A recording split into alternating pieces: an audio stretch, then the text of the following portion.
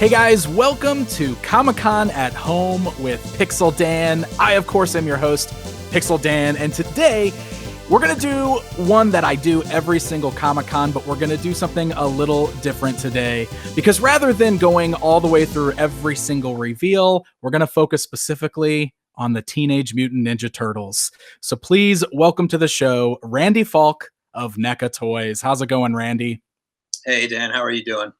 I'm doing all right, man. How's life been treating you in this weird world where Comic-Con was online? Uh, it was harder, I think, in some ways than being in San Diego. You know, we had to coordinate how we were going to do it. We had a lot of plan A didn't work out, and then a plan B, and then it was like, you know what? Let's just do reveals every hour and just show the product, because at the end of the day, that's what people want to see anyway. And whether you're trying to do like slick video or voiceover or all this stuff, it was like we're still working at limited capacity. We don't have a lot of people in house with COVID and everything, so it's like bare bones. So Right. decided to keep it simple, and in the meantime we could keep working on making more stuff, just by dropping images and what have you. And we had a ton of reveals, as you saw, so it was good. I think exposure was good and response was good and sales are real good. So um, it's just a big adjustment. Would have been my 21st consecutive Comic-Con in San Diego, so it's a big change in sort of midsummer. You kind of count on spending a week out there with everybody, and it's weird, but It's so weird. It's so weird. I keep saying that this was the first time that I really felt like I missed the travel. Because I really do miss being out there in person and seeing everybody and just kind of having that experience.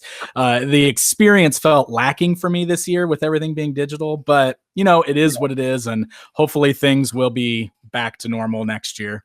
Yeah, definitely. I mean, first, it's a beautiful city to visit no matter what, and perfect weather. We've had like record heat here in New Jersey for a couple weeks, like temperatures close to 90 and humidity that rivals Florida. So this is not fun. And San Diego is always gorgeous, no matter what time of the year, and you get to see 150,000 like-minded people, which is always fun, and see friends in the industry and all that kind of stuff. So all of that was certainly missed. And there's always an excitement by seeing it in person. It's kind of like you go to a concert or a sporting event, or you watch it on TV. The energy and the feeling is just not the same, and I think we all felt that. And there's a lot of growing pains for everyone trying to figure out how to deliver content, and of course, guys like yourself and the news sites having to chase after everything, because people were doing it in all different ways. Sometimes on Facebook, on Instagram, this and that, and then there were all sorts of challenges, of course, with the delivery or fulfillment of selling exclusives, which was a whole nother set of new challenges for everybody. Yes, definitely. And I think that's a great hopping on point for kind of our discussion today. So, it's everybody's kind of felt the frustration, I think, with the industry in general has been real weird this year, especially with the exclusives and all the retailers and the way things are kind of being sold right now. And, right around the time of Metalhead at Target, I reached out to you and kind of offered you a platform that we can talk about this. So first of all, thank you very much for agreeing to come on here and chat with me today. I think myself and all the fans really do appreciate it. Yeah, absolutely. I mean, it's the best platform to sort of discuss things, and you always present things, I think, in the most like level-headed, impartial way. So it is as if I'm entering the United Nations now in a very hostile territory. Right. I totally get it. And I do my best. I want to stay positive, obviously, but I mean the frustration, like you understand it, right? And it's been hard, and these things have been selling out fast. And I know I've kind of talked about it in a previous video that bots are the hot kind of item, the hot topic right now, that everybody's talking about the bots and the fast sellouts and everything. Yeah, I mean, I think those have been around for a long time in other industries, or with other like hot items that drop, be it concert tickets, sneakers. The sneakerheads have dealt with this forever. Some of the drops at like silkscreen posters and stuff, like the Mondos and the Bottleneck Galleries and those guys, I think have all sort of dealt with this before, or dealt with it more so than toy companies have, certainly this year. And it's not unique to NECA, where it feels like we are getting a disproportionate amount of crap from people, just because we are the most accessible, and the most communication, with the fan base comes from this side of things. But I know, you could go all the way up to the big guys like the Hasbros and Mattels, and the Funkos. Everyone has had their share of issues, certainly in these last few weeks, with exclusives and pre-orders and Tough. It's been real hard on a lot of that stuff. I do like to think of it in the terms of we all love these Turtles figures that you guys are doing, and we just all want these Turtles figures. So maybe that's why you guys are you're hearing it a little more, because we want to buy these, Randy. We want to give you our money. Yeah. I mean, I get that. There's a big problem, and I think a lot of it I attribute to generational, and the advent of the internet, and that's instant gratification. When an item is announced as coming out, if people can't find it like that minute or that day, all hell seems to break loose. Like, it takes days, if not weeks, for a product launch to make its way around the country. Anything from trucking, if we're drop shipping, FedEx or UPS missing a delivery, or someone not being at the store to sign for that delivery, or the stuff not getting merchandised as quickly as it's supposed to. But just because we have a target launch date, it doesn't mean it's going to be on every store shelf simultaneously, in 2,000 or 3,000 doorways or stores. It doesn't happen like that, and it really doesn't happen like that for anyone. Even stuff that has hard street dates or register locked items at big box, how many times does the stuff leak out early, or people find it weeks before a planned reset or planned launch? So it's very pie in the sky to think like, hey, this is how it's going to be, and I'm going to walk in on July 31st and find everything I want. Like, that's not reality. It never has been. It's not like we're talking about, a movie opens on such a day. It's not the same as when a toy is supposed to launch, and certainly not in the times that we are living in right now, where even stores are having trouble with staff and employees, because people can make more on unemployment than they can working minimum wage at stocking shelves. So there's a lot of factors at play. Right. And that's an interesting point too, like with the street dates, because I know you guys had like the list of the release dates, and I know that also correlates with the online sales, like that Target has done and such. So a lot of people do kind of go straight to the stores on those days hoping to find stuff. And it's one of those things where you kind of compare it to like, video games. You can usually find them on the day that they're released, and movies and stuff like that. But there is a difference between printing, a whole bunch of discs for a movie or a video game than it is toys. So I think that is important to put out there. It's also the nature of that industry. Like, if you go back when people bought music, instead of downloaded it or stole it, you would go out and buy a CD on a launch day. You would get a book. It's how it was. Toys have never had a hard release date. It's not the same as music, movies, film, etc. And then the other part of it is, if you're drop shipping a game launch, look at how small it's like a DVD, right? You can just drop ship right to the store day of launch, so it doesn't get out early or doesn't leak. But cases of action figures are a much bigger logistic nightmare to ship everywhere simultaneously and have it all land and arrive in all 50 states, or globally. It's an even bigger problem. It's just not how it works. And then it's almost like we're damned if we do, we damned if we don't. We put out the chart with dates and information to try to help or share information with everyone, to say, okay, this is when the pre-orders will go up, or this is the target date for these to be in stores, and so on and so forth. And then it's like, well, if it's not there at their local store that minute, that day, then we failed them again. Is the response.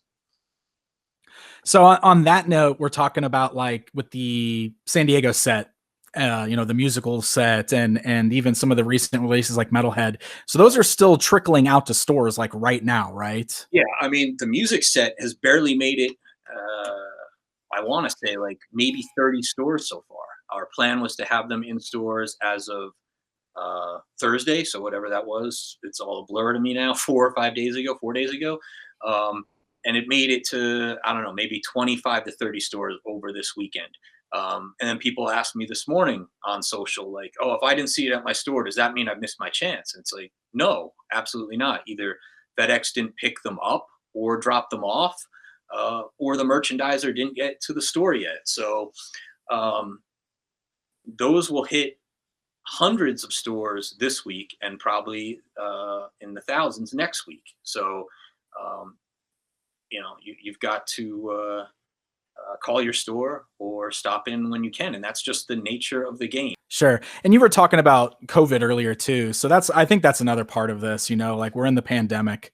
So I don't think a lot of people necessarily even want to go out hunting at stores. And I think that adds to the people that want to buy it online and can't. I think we've got a lot of little factors at play here. There is. I mean, certainly by no means should anyone like risk their safety or anything of that nature. But the stores in question are certainly the stores that we have partnerships and programs with, like a Target or a Walmart. They've been open throughout the COVID crisis and the pandemic, and they're deemed as essential, and people are there for groceries or toilet paper or disinfectant or sanitizer. Um, they are all busy, and people are in those stores. We are putting, I mean, I can't control what a big box store puts online. We give them an allocation, and a determination is made as to what goes into the physical stores and what goes, onto the .com. I don't own or run Target. And I don't own or run NECA. I am responsible for the design, development, and direction of the action figures, and I certainly have input into distribution.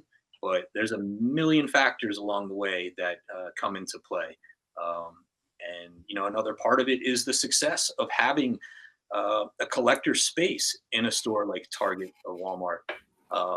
Once Toys R Us went away, where was any of the collector stuff going to go?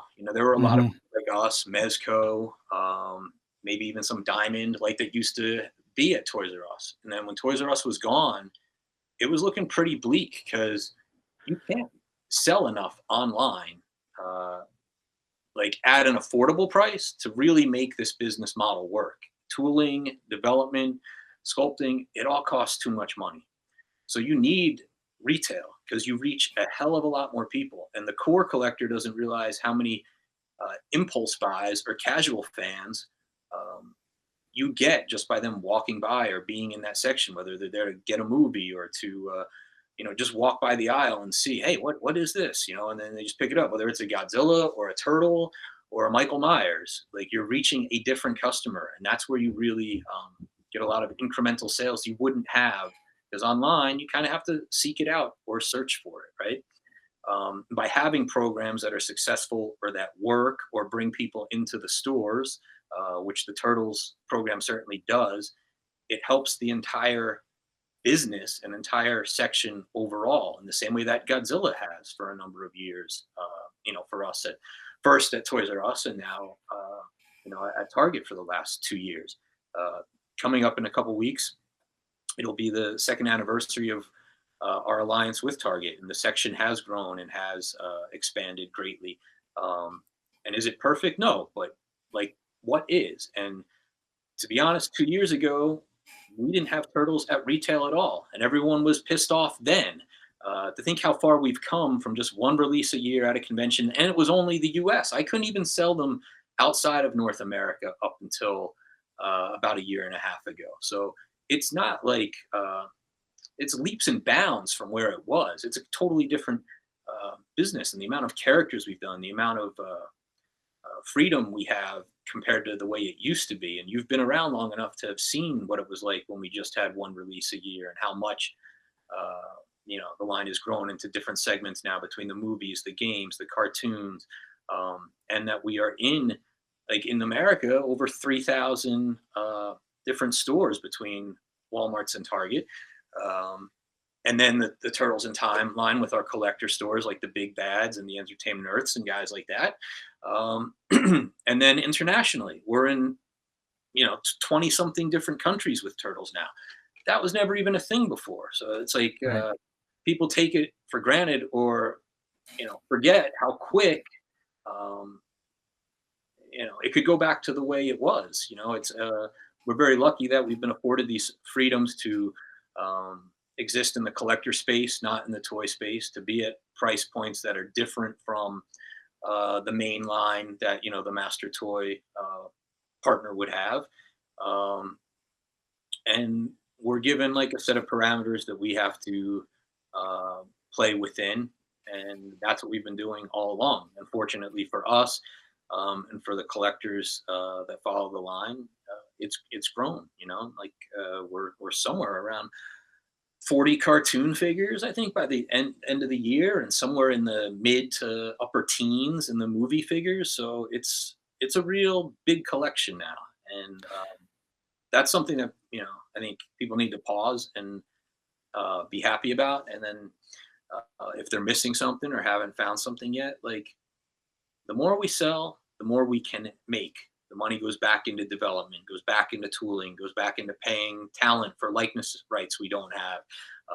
So the notion that we don't want to sell it, or that we're um, deliberately like shorting the market or something, um, it's completely absurd, because it's like, why even be in the business in the first place? And we wouldn't have like done reorders on Rocksteady and Bebop 3 or 4 times if we weren't trying to help meet the demand. We would have just ceased production or said they're retired and move on to something else. Like, there's another reorder, I think, due like next month on Rocksteady and Bebop for the people who either Oh, missed cool. came into the Cool. line late. So it's ongoing. It's a marathon, not a sprint, and we're trying to get stuff out there. And even like when we repainted the turtles in like the style guide colors versus the cartoon colors, it was just to keep turtles on the shelf for people who were coming in late. We don't want to constantly have to do goofy variations like all star sports turtles, or track and field turtle or whatever. Like, we're doing the cartoon line, and we want to be faithful to the Fred Wolf cartoon. Um, but we want to get other characters out there, so we can't just constantly keep printing the turtles, and we don't want to constantly pair the turtle with a new character, because we don't want to force people to buy the same character again. And I think seeing what's in series 3, 4, 5 and beyond, it's like it's all new and all fresh, and in many cases characters that have never ever been made before. There's a bunch of figure firsts in there, and that's a huge deal with a legacy that's 30 plus years, and some of these characters never got the action figure treatment before. So that's another one, Right. you know. Yeah. Yeah, it's interesting with Turtles, and I know this has always been a thing that's been discussed before, but the licensing's always been a little weird with Turtles, Right. because you mentioned the master toy license and everything. Mhm. Obviously belongs to another company, so you guys have to kind of work within those parameters. And I assume that's why like the San Diego sets specifically have to be sold the way they are. I know you were able to sell that one online internationally, but you weren't able to sell that one online through the NECA site in the US, and that was because of the license, right? Well, for this year, Yeah. um, Or was that just because of the retail partnership? more the retail partnership with Target. Okay. And Okay. the Walmart one had been the same, although speaking candidly, like the Walmart Casey and Raff in Disguise online fulfillment, it left a lot to be desired. So we've been trying to do the online portion now through the NECA store, because we can enforce limits better. We can get people to manually go in and double check anyone that's abusing the system. Like we're trying to, do that. If you do, people don't also realize like if you use Target system or Walmart system and you have a consumer that abuses that system, say someone orders 12 or 20 of an item, and we go and cancel that out, it affects our rating as a seller for or a supplier for canceling people's orders, even if they're abusing uh, the one per or two per limit. So, Oh, wow. that's a whole nother thing. And if there's enough damage or negativity to us as the retailer canceling out orders, then we lose our whole placement in the .com realm. So that's why at least with the like Alien, Predator, and Gremlin that we did um, that are hitting Walmart stores now, the online portion was handled through NECA store, and as you know, or as we talked about earlier before the call, there's stuff at play to make it even easier with some of the Turtles movie line.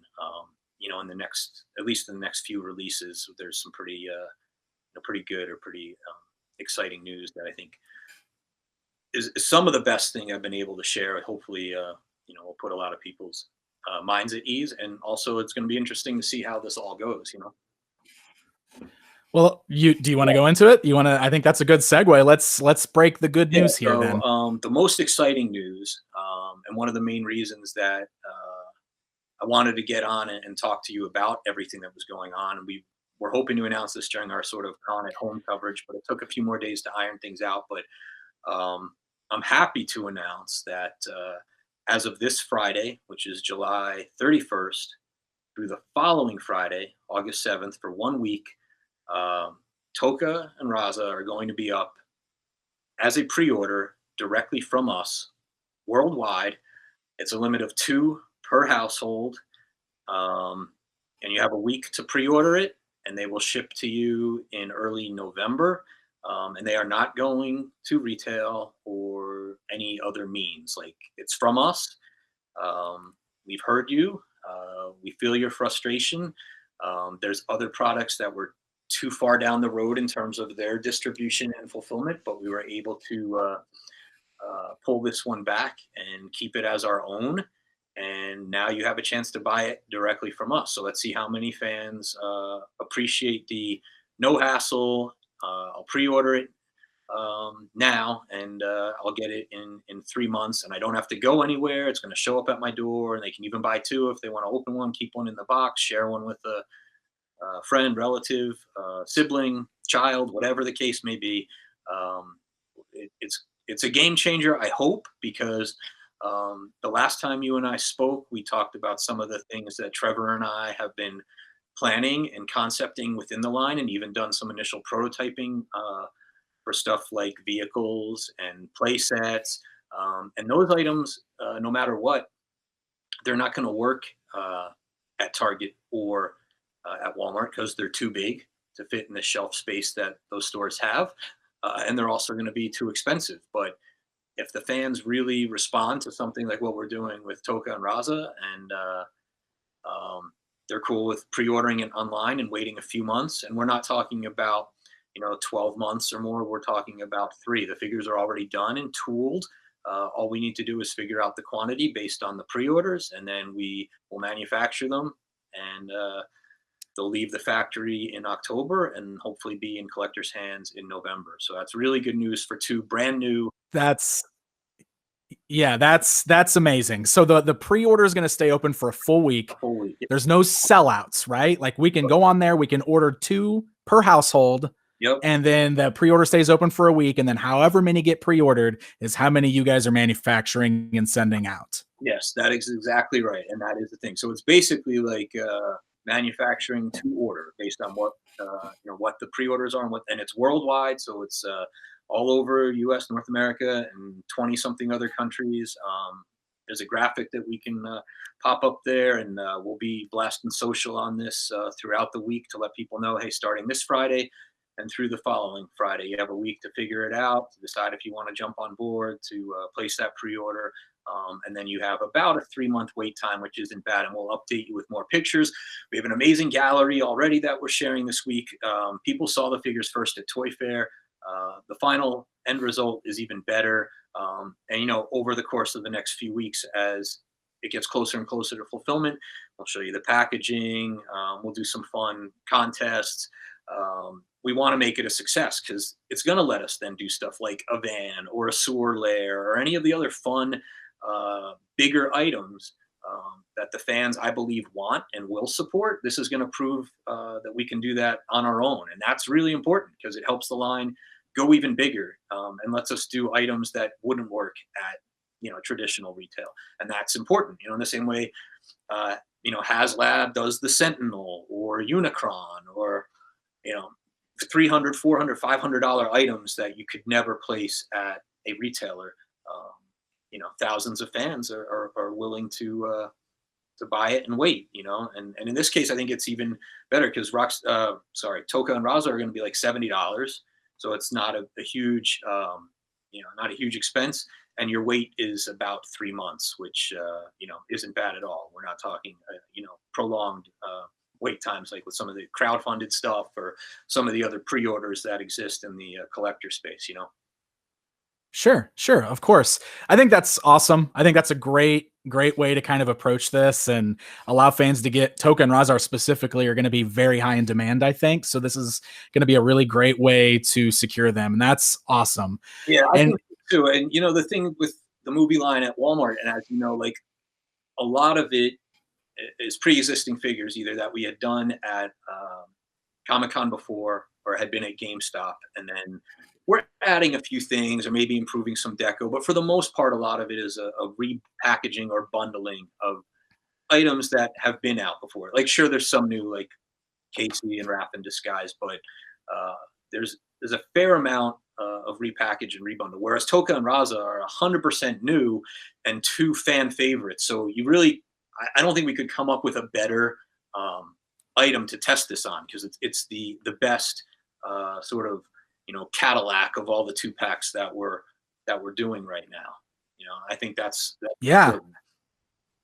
I totally agree. I totally agree. And you've mentioned this being sort of a good test to see if this will work. And you mentioned some of the bigger things that you might do. But do you think that if this goes well, this might be an alternative option for selling some of the other stuff like the Toon Turtles too, or maybe even doing reissues of some of the guys that have already sold out real fast? Yeah, I mean, I think to a degree, yes, it's different. Like the Toon Turtles you mentioned are Target, whereas this would have been a Walmart item because we are still keeping a very you know, segmented, determined focus where cartoon is Target and movie is Walmart, and we want to keep that clear and not cross the line so people know where the destination is and everything like that.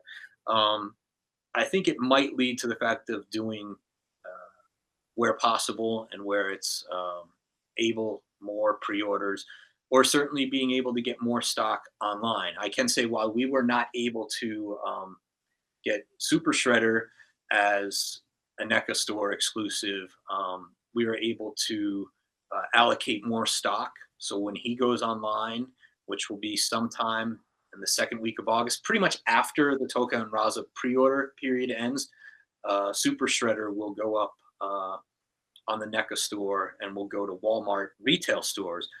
But you'll be able to order Super Shredder from us. I believe there's 3 times the amount of inventory online as there have been for the previous releases. And of course, there's the 1 per household limit to give even more people, you know, a chance if they can't find it in store or don't want to keep going to store. I think, you know, they'll have a better shot at getting Super Shredder this time online than they did prior. The thing about constantly reprinting or putting more of the same figures back out is a double-edged sword because you run the risk of either flooding or oversaturating the market, and then it hurts the collectability.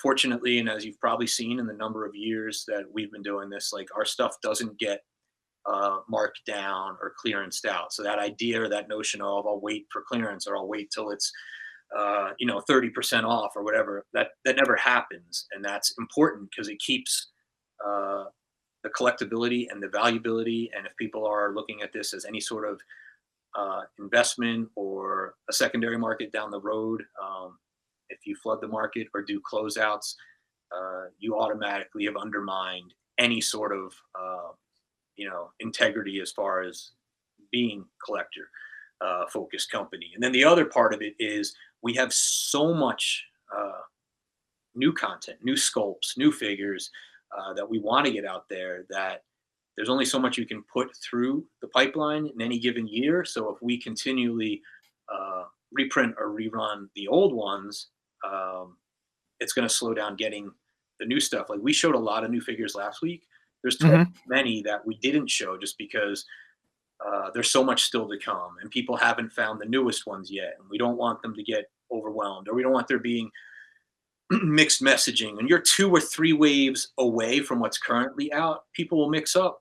I don't care how into it you are. You all have lives and other things to think about, and other bills, families, jobs, health to worry about. That you can't, is this in wave 4 or this in wave 5? And what is with this 2-pack? So we're trying to play it a little closer to the vest and only show like 1 wave away from what's out now, or hey, this is coming first quarter of next year. But let people focus on what's out there now and sort of get their collections in order for what they want to buy, before they have to start chasing something else or worrying, oh man, I also don't want people to think, oh, NECA has a hot line, they're just going to flood the market, because it's not that way. And I think if you look at the other lines we've had that have run longevity, years, like Alien, Predator, over 115 Predator figures, or 70 something Alien figures at this point. That kind of longevity and success exists by keeping the line fresh, by getting new stuff in there, by mining all the different avenues, be it movie, comic, cartoon, video game. It keeps it fresh and different, and it's never stale on the shelf. And while we understand people are always going to need the Turtles, they're always going to need Shredder, Rocksteady, and Bebop, stuff like that. It's a matter of finding fresh ways to get those characters back out there. But I don't see us like constantly reprinting or rerunning stuff like maybe Trag and Granitor. Like, it's amazing that they're happening. But if I keep rerunning those, it's going to prevent me from getting to like Zarek and Zord, or it'll slow down Mondo and Muckman, or something else that's in the pipeline. So it's a balance, honestly, to keep the stuff attainable and collectible, but to not have too little, because you don't want people getting mad and having a hole or a void in their collection, or that balance of not having too much and then feeling like, oh, this stuff's everywhere, I don't need it. You know what I mean? Sure. So on the Target side of things, I think you guys did mention too that you were going to try to work with Target to get some of the captchas and stuff like that in place. So since you guys are controlling the online stuff for the Walmart side, but Target's still going to basically be handling theirs, right? That's correct. And they have a limit, which is, I think, 2 per, at least it has been all along. The music one last week, I think, was supposed to be 1. But here's the other problem, which we cannot control because we are not Target.com. They got hammered by bots. Look, I signed up for the alerts so I could watch what happened. And I was on the app. I was on the desktop. I was trying as well. Just like I was for my G.I. Joes, or, Star Wars Smugglers run, or whatever it was last Thursday morning. But guess what? I was victim to the bots as well. And like, I joked about it later, and then people got, mad about that. Like, I'm throwing shade or mocking them. But you know what? This is something as collectors that we're all dealing with. And until there's a way to combat or eliminate this bot software that apparently these guys, like, I'm not like a tech guy, but you spend 5 minutes Googling it and you read how sophisticated the software is, how these guys pay thousands of dollars for copies of it, because when it was first available, like for a few $100s for an annual subscription to this stuff, they're gone. And now all these guys resell them, and they're using them to buy and scalp anything from, I mean, there are no concert or sporting tickets now, but whatever, Air Jordans, posters, um, if a hot fashion line drops, whatever it might be. And now, for whatever reason, they focus their attention on toys. And while hell, I'd like to sit here and act like it's all about NECA and what our guys have made, but it's not. I mean, you cover everyone. So Hasbro, Mattel, Funko, who wasn't um, affected last week with pre-orders and exclusivity of on the online stuff. It was a bloodbath in a lot of ways. And as a collector and as a fan, I absolutely understand. Felt it myself. It sucks. Um, all we can try to do as manufacturers is speak with the retailers to find methods of combating the bots, adding capture software, adding stuff like when they bring up all the little pictures and you have to click on the bus or the crosswalk or whatever it is. Some of them are using a text-based thing now where, if you want to complete the order, you have to get a code texted to you that you have to enter. They're not using that yet at Target, but I mean, other avenues, other retailers, other areas like a Ticketmaster or a Live Nation in the past have done that kind of stuff. So that's what has to be looked at. Like, if people want to screw around and beat the system, if they focus enough time and attention on it, they will, because they think there's money to be made, and they'd rather do that than earn an honest living. We are trying, at least, like I can tell you, with Tokka and Rahzar, it's a game changer. And with us doing the online fulfillment or portion of the Turtles items at Walmart, we're getting more inventory, which is a great thing. We're able to enforce that limit of one per. There's ups and downs, and it's a learning curve, because you know what? Last week, even on our own Shopify, they added a plugin on the back end that was supposed to combat bots and orders that were deemed high risk. But then some legitimate orders got canceled, which then was like I saw some of that on Twitter too. Some people saying that their legitimate orders were canceled and they didn't know why. Now, the thing about that is, first, it sucks. And the first reaction we have is like, what the F? Like, we're damned no matter what we do, because we are trying. We're making a good, wholehearted effort to make it easier, to make it better. And then all the stock is still getting hammered by bots. And then legitimate fans that are only trying to buy one are having orders canceled because of whatever algorithm or programming is in that back end of the system that canceled their order. However, the thing we're able to do, since that's us, is that anyone that could write in or send us their order number or send us the email that their order was canceled, we have to manually contact those people and now reinstate their order one at a time. But it's a few hundred, and I know some of our customer service guys were working on that this weekend and today, and I think everyone should be contacted by end of day tomorrow. And if you're not, please email the NECA store and make sure, because one of the big talking points this morning, when we're internally within the company talking about the Tokka and Rahzar announcement and being able to do this, contrary to the vocal minority that want my head on a pike, I am looking out for the fans, and I made it very clear I don't want to launch a pre-order on another item if we haven't cleaned up the mess that happened from the most recent item 4 days ago. I like seeing collectors help each other out. I see lots of fans picking stuff up for one another, trading with one another, encouraging the figure photography, the diorama building, the customizing. That's an awesome part of the community that we've always encouraged. We do our fan spotlights. We do the collector spotlights on Instagram. Like, it's important to foster that kind of community and to filter out, the a-holes, to be honest. And I've had to block and mute more people lately than I care to admit. I know, man. I know. And obviously, like, I would never condone the personal attacks and all that stuff. I mean, it gets heated a lot. And I get it though. Everybody's frustrated and it's been crazy. And I keep saying toy collecting is just pretty weird now. It's been hard for everybody, and 2020 has been a rough year, and I think tensions are building up all over the place. Yeah, So, I mean, people are like powder kegs, and I understand that too. We're all a little stir crazy. I mean, it's like living in mhm, day. Thankfully, I still have a job and we get to create things, which is very gratifying. But I go to work and I come home. There's freaking nothing else to do anymore, right, in that yeah, way for months. And we talked about that during our COVID meet, like in March or April, whenever it was.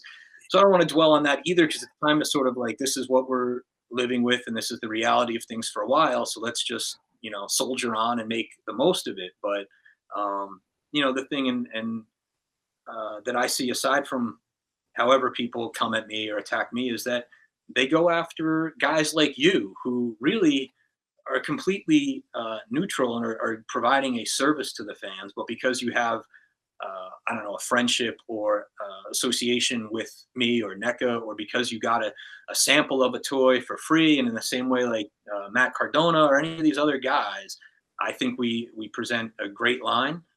Certainly the best versions of cartoon and film that have ever been done.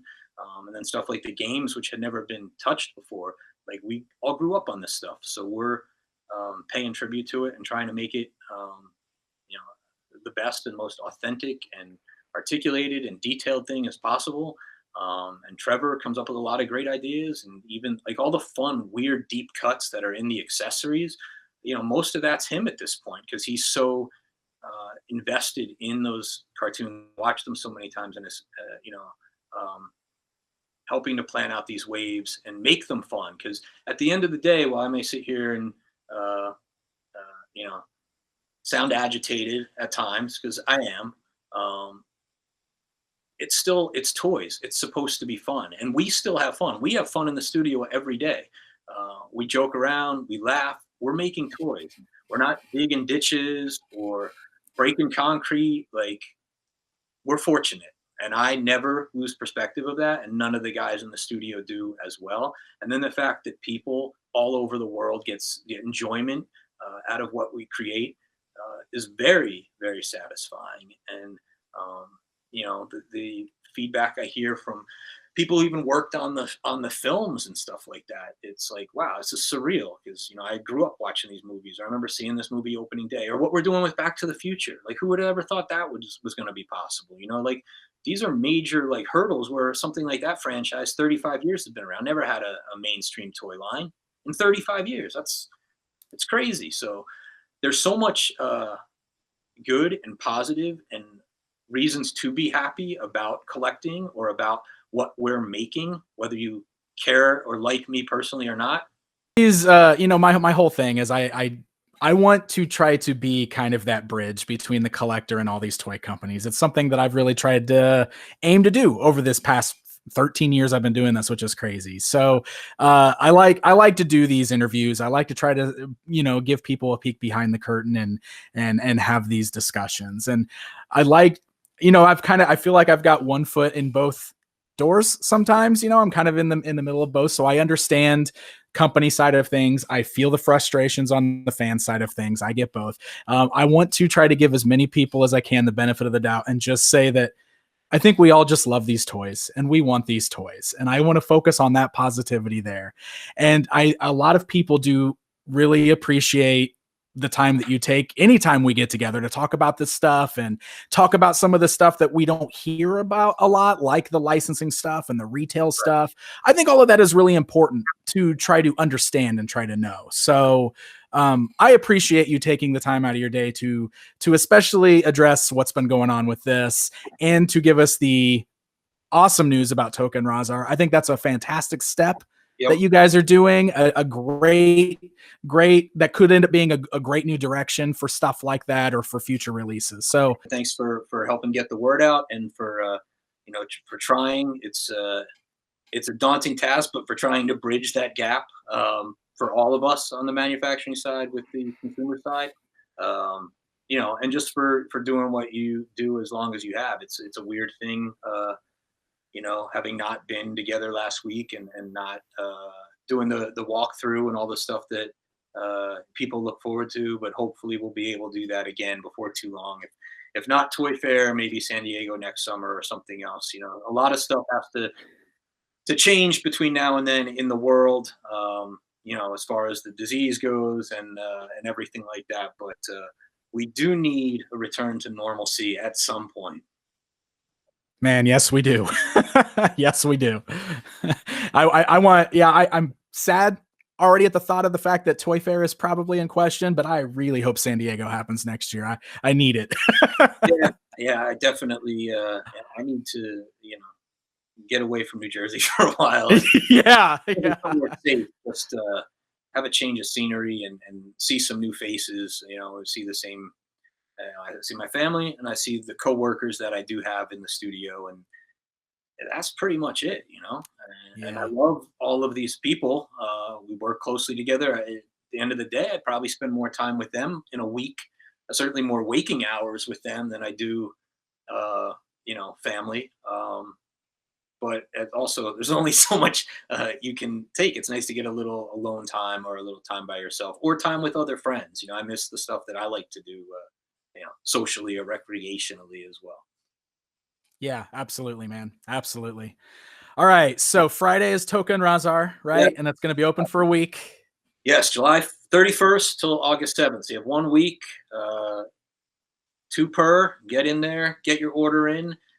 We'll keep you updated on the progress. We'll show you stuff on the line in the factories. We do our Turtle Tuesday thing, so some of those updates will be about them being manufactured and produced, and you'll see all the great stuff that they come with. And definitely check out the gallery, which shows them fighting with the turtles. And if you didn't see them at Toy Fair, you'll see the massiveness, the sense of scale, the real chains that are on there, the spikes on the back of Tokka's shell, which don't step on that. More painful than a Lego, I can guarantee you. So it's a lot of great stuff, and this is an important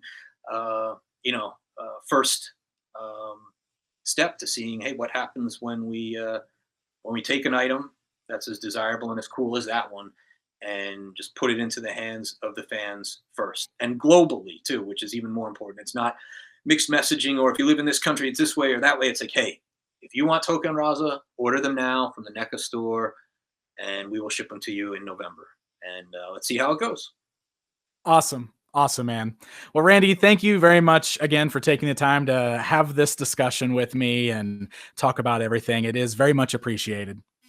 You're welcome. Thanks for the platform and for fighting the good fight and trying to keep things light and happy. And it's toys, people. Let's have some fun, right?